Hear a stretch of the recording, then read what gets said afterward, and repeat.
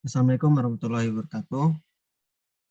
Kami di sini akan menjelaskan tentang susunan direktori di Linux.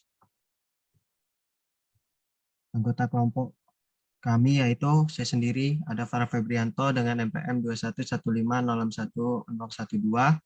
Habis itu ada Sandi Aditya Saputra dengan NPM 215501002. Habis itu ada Levian Dandra dengan NPM 21150611036.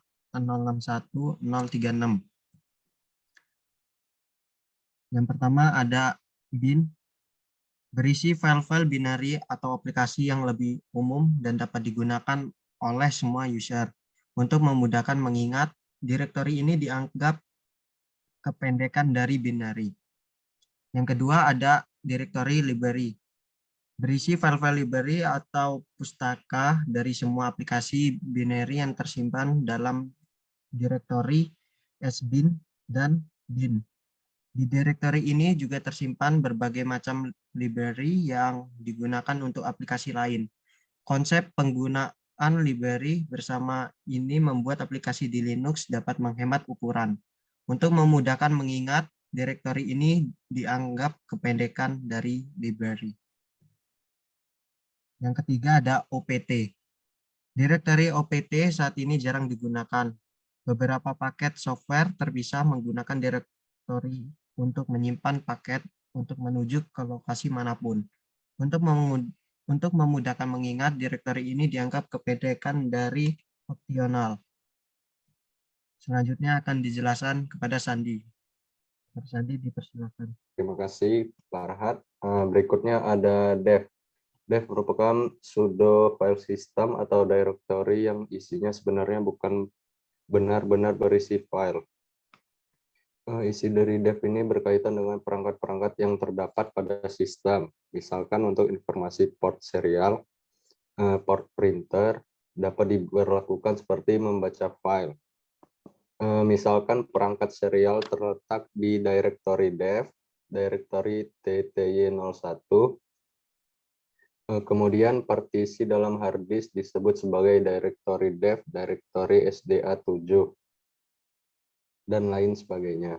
Untuk memudahkan mengingat, directory ini dianggap kependekan dari device. Berikutnya ada directory etc.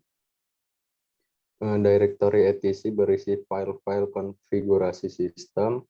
Mayoritas aplikasi dan layanan dan konfigurasinya tersimpan di directory etc, termasuk diantaranya directory etc, directory host, directory etc, directory resolve, .conf, dan lain sebagainya. Di directory etc, directory rc.d tersimpan konfigurasi untuk menentukan service yang dijalankan untuk tiap-tiap sesi init. Lanjut. Kemudian ada directory home. Semua directory home dari pengguna tersimpan di directory ini dengan nama user masing-masing sebagai pengelompokannya. Untuk beberapa sistem Linux yang dispesifikasikan untuk server, directory pengguna masih dikelompokkan lagi ke dalam directory home, directory user. Di dalam directory home, directory nama user tersimpan konfigurasi-konfigurasi yang spesifik terhadap user tersebut. Kemudian ada directory media. Directory media ini berisi subdirectory yang mewakili sebuah perangkat removable yang dimasukkan ke komputer.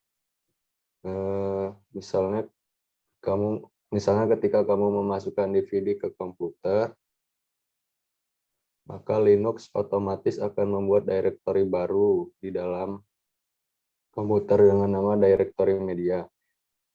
Anda bisa mengakses DVD dengan memasuk ke dalam directory ini, directory media. Saya kembalikan ke Farhat. Selanjutnya akan dijelaskan kepada Levian.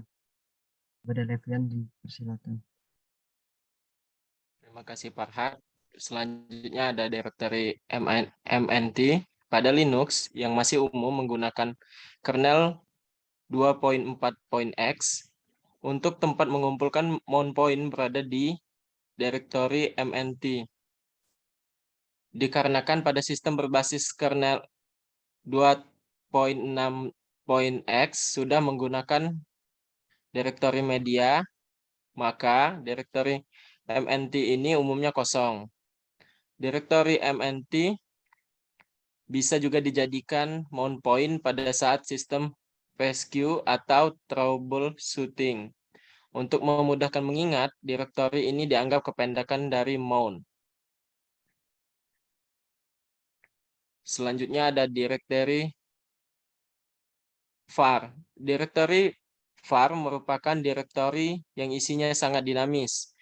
Jika digunakan di dalam server, sangat dianjurkan direktori var ini untuk diletakkan di partisi terpisah karena dikarenakan direktori var dapat membengkak dengan sangat cepat. Selain itu juga, dengan direktori var dibuat partisinya sendiri atau secara fisik ditentukan lokasinya, maka dapat mencegah internal fragmentasi dan proses pencarian file tidak terlalu jauh, hanya seputar silinder itu saja. Untuk memudahkan mengingat, direktori ini dianggap kependekan dari variatif. Selanjutnya ada direktori sbin, berisi file-file biner yang esensinya untuk sistem dan mengendalikan sistem. File-file biner atau bisa dianggap aplikasi sistem ini dioperasikan secara tidak tepat, bisa berpotensi merusak. Untuk memudahkan mengingat, direktori ini biasa dianggap kependekan dari super binary. Saya kembalikan ke moderator. Sekian presentasi dari kelompok kami. Kami akhiri. Wassalamualaikum warahmatullahi wabarakatuh.